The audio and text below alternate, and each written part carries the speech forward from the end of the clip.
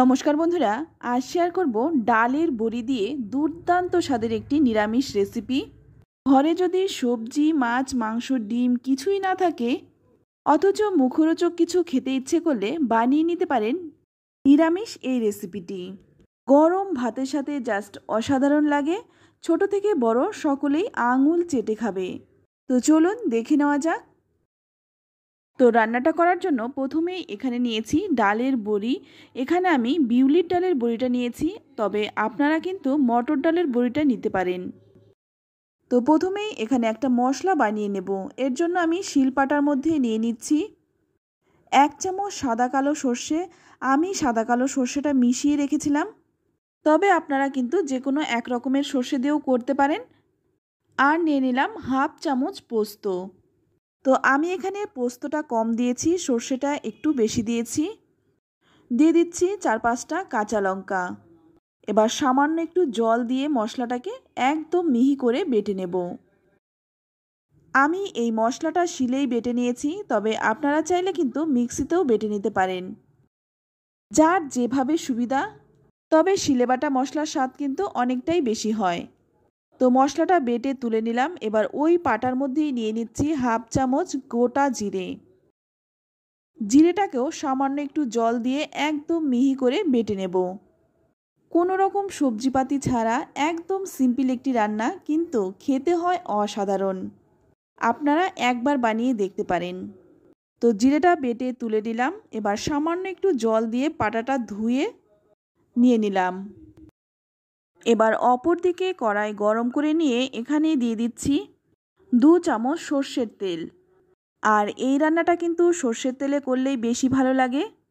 তেলটা ভালো করে গরম হয়ে গেলেই এর মধ্যে দিয়ে দিচ্ছি ডালের বড়িগুলো। ডালের বড়িটাকেও 2 মিনিট সময় নিয়ে লালচে রং ধরিয়ে ভেজে নেব। বড়িটাকে একটু ভালো করে ভাজতে হবে, যাতে বড়িটা কাঁচা না থাকে। বড়িটা ভালো করে ভাজলে বড়িটার গন্ধটাও খুব সুন্দর হয় আর খেতেও ভালো লাগে। তবে সাবধান, পুড়িয়ে ফেলবেন না। তো বড়িটা ভেজে তুলে নিলাম।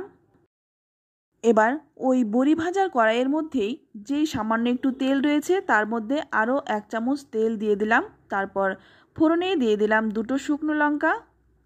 তারপর এর মধ্যে একটা কুচনো টমেটো দিয়ে দিচ্ছি। টমেটোটাকে তেলের মধ্যে প্রথমে আমি একটু ভেজে নিচ্ছি। তো 1 মিনিটের মতো একটু ভেজে নিয়ে যখন টমেটোটা একটু নরম হয়ে যাবে, তখন এখানে দিয়ে দেব বেটে রাখা সেই মশলাটা। এবার মশলার বাটিটা ধুয়ে সামান্য একটু জলও দিয়ে দিচ্ছি। এতে করে মশলাটা কিন্তু খুব ভালো করে কষানো যাবে, মশলাটা পুড়ে যাবে না। প্রথমেই আমি গ্যাসের আঁচটা লো টু মিডিয়ামে রেখে 1 মিনিটের মতো ভালো করে নেড়েচেড়ে কষিয়ে নিচ্ছি। তো মশলাটা ভালো করে কষিয়ে নেওয়ার পর মশলা থেকে যখন তেল ছেড়ে আসবে, তখন এর মধ্যে দিয়ে দিচ্ছি পরিমাণ মতো লবণ আর দিয়ে দিচ্ছি সামান্য একটু হলুদ গুঁড়ো। লবণ আর হলুদ গুঁড়োটা দিয়ে আবারও কিন্তু কিছুক্ষণ কষিয়ে নেব। তো বন্ধুরা, নিরামিষ দিনে অনেক সময় হয় যে কি রান্না করব ভেবেই কুল পাওয়া যায় না। তখন যদি বাড়িতে বড়ি থাকে তাহলে এই রান্নাটা করে নিতে পারেন। আশা করছি পরিবারের সকলেই ভীষণ পছন্দ করবে। এবার একটা ঢাকা দিয়ে দিয়ে মশলাটা আমি কষিয়ে নিচ্ছি। তো দেখুন, ঢাকা দিয়ে দিয়ে মশলাটাকে কষিয়ে নিয়েছি। আর মশলা থেকে কিন্তু তেলও ছেড়ে দিয়েছে, মশলা কিন্তু ভালো করে কষানোও হয়ে গেছে।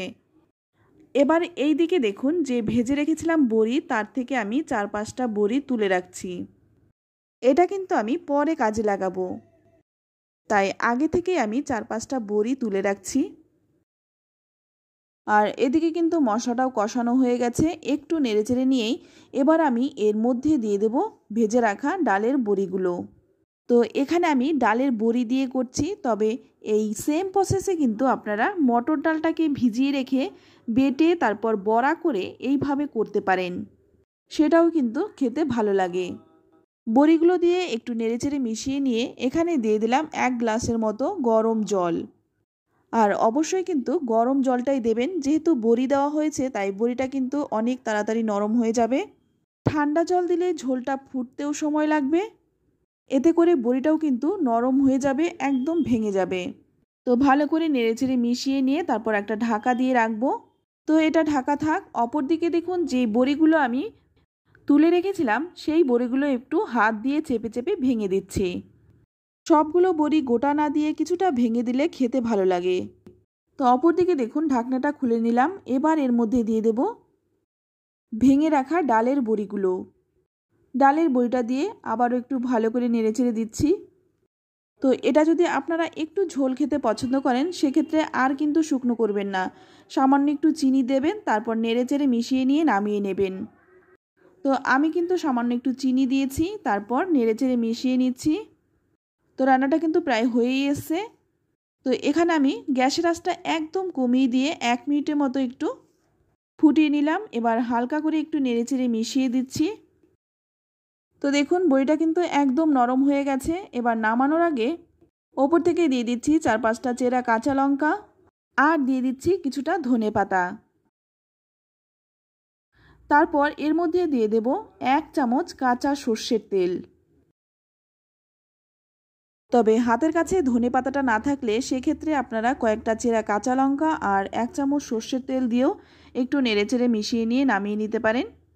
তো সমস্ত কিছু দিয়ে একটু ভালো করে নেড়েচেড়ে মিশিয়ে নিচ্ছি।